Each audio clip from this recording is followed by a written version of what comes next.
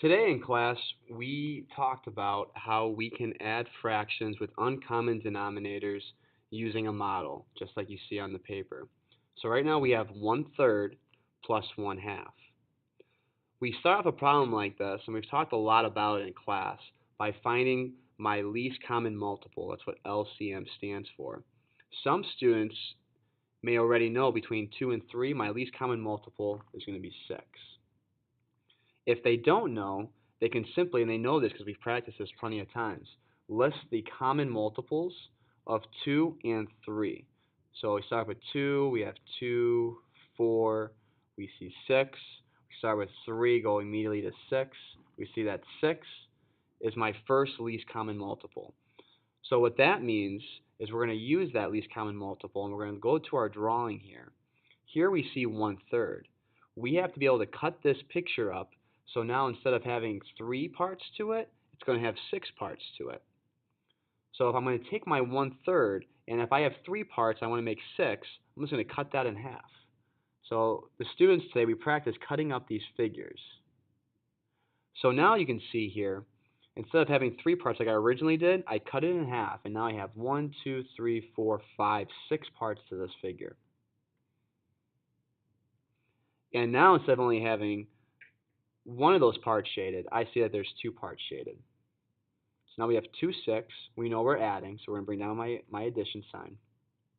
Now we have 1/2. We have to cut 1/2 into 6 parts. So by doing that, we're going to cut it up.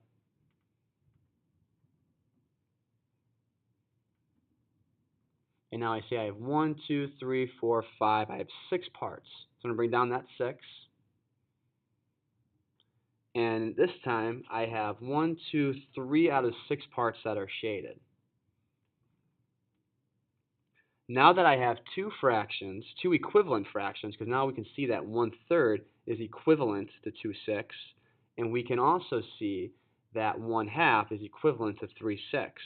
So now that we have two equivalent fractions with a common denominator, we can now add our fractions. So we have 2 6 plus 3 6, which will give us 5 6. I'll show you one more example we did in class today. This time we have 2/3 plus 1/4. Now if I want to start off by finding my least common multiple, my LCM, some students may know this without having to list it, but some students already know that my least common multiple is 12. And if they don't know, it's perfectly fine for them to go ahead and list their multiples. So we start with 3, we have 4, let's say I have 3, 6, 9, 12. I have 4, 8, and 12. I can see right now that my first least common multiple is 12. So let's look at 2/3 here. So now we have 3 parts. We want to cut this figure up, so now instead of having 3 parts, we're going to have 12. So I'm going to go ahead and I'm going to do that.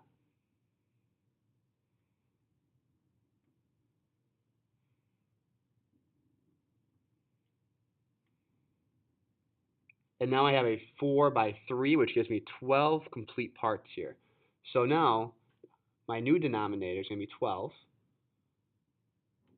And out of those 12, I have 1, 2, 3, 4, 5, 6, 7, 8 parts that are shaded. We know we're adding, so I'm going to bring down my addition sign. Now let's look at 1/4.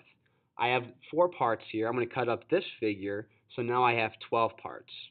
So I'm going to go ahead now. I'm going to cut it up.